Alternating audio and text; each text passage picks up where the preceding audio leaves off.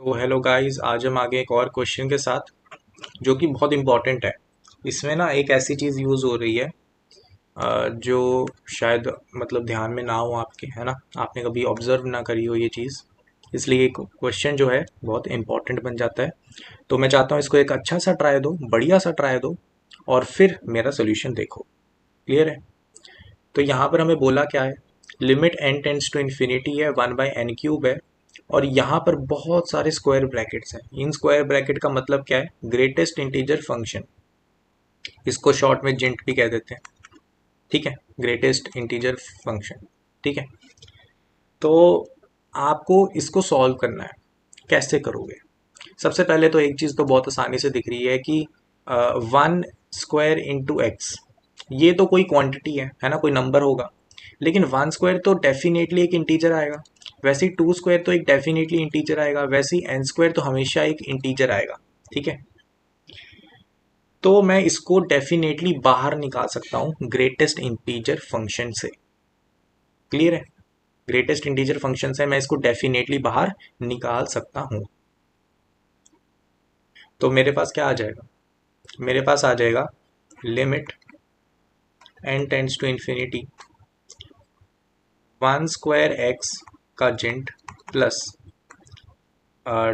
2² x का जिंट, ठीक है, प्लस 3² x का जिंट, and so on till n² x का जिंट। यहाँ पर डबल ब्रैकेट डाल रखी है क्वेश्चन में, इसको थोड़ा सा अवॉइड करना।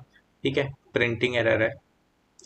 और यहाँ पर क्या आ जाएगा, माइनस में, सॉरी प्लस में, प्लस में क्या आ जाएगा, प्लस में आपके पास आ जाएगा 1², 2² and so on till n²। Divide में आपको ऑब्वियसली पता है क्या आ रहा है, n³, और यहाँ पर भी n³। अब मैंने इसको डिस्ट्रीब्यूट इसलिए कर दी क्योंकि आपको दिख रहा है कि ये चीज़ जो है इसको कैलकुलेट करना बहुत आसान है। ये क्या होता है, n into n plus one into 2n+1 divided by 6। तो आपको बस n³ का फैक्टर देखना है। न्यूमरेटर में आपको दिख रहा है 2n³ जैसी फॉर्म बनेगी और बाकी सब लोअर डिग्री के होंगे। तो आपको पता है आपका आंसर क्या आ जाएगा, 2/6 आ जाएगा यहाँ पर। तो ओवरऑल जब इस पे लिमिट आपने सॉल्व करी तो आपके पास 2/6 यानी 1/3 आ जाएगा। क्लियर है? काफ़ी प्रैक्टिस करने के बाद आपको ये पता लग जाएगा मैंने क्या कहा। बहुत सिंपल है ये बात। ओके, तो इस पार्ट को कैसे सॉल्व करें, इस चीज़ के ऊपर डिस्कशन करते हैं। देखो, इसमें बहुत ही एक सिंपल सी चीज़ यूज़ हो रही है जो जिंट्स के रिलेटेड है, मतलब ग्रेटेस्ट इंटीजर फंक्शन के रिलेटेड है। कैसे कि आपको पता है कि अगर जिंट ऑफ एक्स है वो हमेशा अपने रियल नंबर से, मतलब जो उसका एक्चुअल नंबर है उससे छोटा या उसके बराबर हो सकता है ना। ग्रेटेस्ट इंटीजर फंक्शन की यही डेफिनेशन है। इसका एक और मतलब है कि वो बड़ा होगा, ठीक है, बराबर नहीं हो सकता x-1 के। सही बात है ना, यही हो सकता है। क्लियर है? सो ये हमारे पास एक रिजल्ट निकल के आता है जो हमें यहाँ पर यूज करना है। क्लियर है? जिनको ये चीज समझ नहीं आई भाई, डेफिनेशन देखो ग्रेटेस्ट इंटीजर फंक्शन की, ये दो चीज तो आपको समझ लग गई होंगी, है ना। ये तो डेफिनेशन में है। ये चीज समझनी भी आसान है, कोई बड़ी चीज नहीं है ये।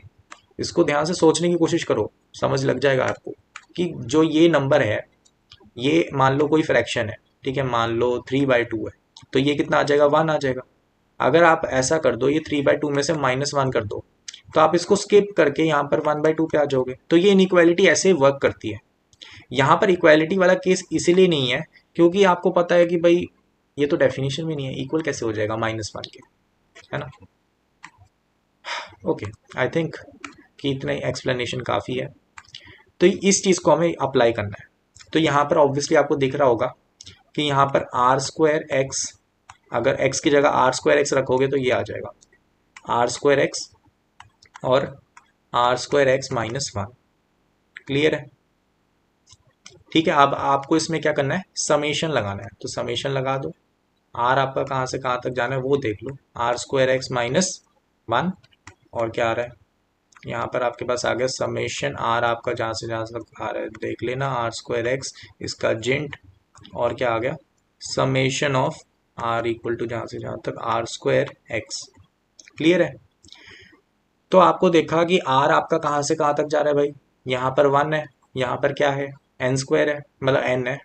तो यहाँ पर क्या आ गया, आर आपका जा रहा है 1 से लेकर एन तक, 1 से लेकर एन तक, 1 से लेकर एन तक। ठीक है, तो इसको सॉल्व करना काफ़ी आसान है। देखो यहाँ पर समेशन को इजीली सॉल्व करेंगे। देखो यहाँ पर फॉर्मूला लग गया आर स्क्वायर एक्स, यहाँ पर क्योंकि कांस्टेंट है वो समेशन के बाहर चले जाएगा, उस पर कोई समेशन नहीं लग रहा है। आर स्क्वायर समेशन हमने ऑलरेडी कैलकुलेट करा था, क्या आ गया था, n into n plus one into 2n+1 divided by n cube, वो तो चलो आ जाएगा। यहाँ पर इंटू एक्स आ गया, और क्या आ गया हमारे पास, यहाँ पर माइनस में ये एक्स क्या आ जाएगा, 1 से लेकर एन तक जा रहा है, कांस्टेंट टर्म्स है, माइनस एन आ जाएगा। ओके, तो ये क्वांटिटी आ गई। वैसे ही आपके पास ये क्वांटिटी बीच वाली तो ऐसे एज इट इज़ है। ये वाली क्वांटिटी क्या आ गई, हाँ, x into n plus one और 2n+1। क्लियर है। अब जैसे ये चीज़ आ गई है, आपको सिंपल सिंपल लिमिट लगानी है। ठीक है, पर ध्यान रखना यहाँ पर एन क्यूब से डिवाइड करना है। क्लियर है, एन क्यूब से डिवाइड कर लेते हैं। तो एन क्यूब से डिवाइड करेंगे तो हमारे पास यहाँ पर तो एग्जैक्ट हमारी लिमिट ही आ गई। ठीक है, और लिमिट भी लगा लेते हैं। तो लिमिट लगानी पड़ेगी, यहाँ पर इन्फिनिटी, यहाँ पर आ गया एन क्यूब, ऊपर आ गया समेशन, आर आपका जा रहा है 1 से लेकर एन तक, आर स्क्वायर एक्स का जेंट। ठीक है, यहाँ पर क्या आ जाएगा, यहाँ पर limit n tends to infinity divided by n cube. Clear है, यहाँ पर क्या आ गया, डिवाइडेड बाय एन क्यूब, और लिमिट क्या है, x n tends to infinity. तो आपको ऑब्वियसली दिख गया यार, ये वाला तो ऑब्वियसली जीरो हो जाएगा क्योंकि 1/n² बन गया, वो तो टेंड्स टू जीरो है। यहाँ पर आपने देखा कि भाई यहाँ पर जो एन क्यूब का फैक्टर है कौन सा आ रहा है, 2n³। ठीक है, और यहाँ पर डिवाइडेड बाई 6 भी आना है, ओ यहाँ पर 6 भी आना है। तो यहाँ पर क्या आ गया, x/3, और यहाँ पर x/3। ठीक है, तो आपको पता लग गया ये जो बीच वाली लिमिट है इसको लेट से हम l कह देते हैं, तो हमारे पास l इक्वल टू x/3 आ गया। क्लियर है, तो हमारी जो एक्चुअल लिमिट थी वो क्या थी, एक्चुअल लिमिट जो थी हमारी वो हमारी थी ये। ठीक है, ये पूरी लिमिट। ठीक है, इसको मान लो हम कह देते हैं p। ठीक है, तो हमारे पास आ गया जो हमारा p था वो क्या था, l+1/3। ठीक है, 1/3 भी सॉल्व करा था, तो x+1/3 हमारा आंसर आ जाता है। आई डोंट थिंक सो कि ये क्वेश्चन काफ़ी ज़्यादा मुश्किल लेवल पे तुम्हें लगा होगा। बस मेन जो क्लिक वाली बात है इसमें जो सोचना है वो ये वाली प्रॉपर्टी है, ये वाली इनइक्वालिटी है, जिससे ये सवाल सॉल्व हो जाएगा।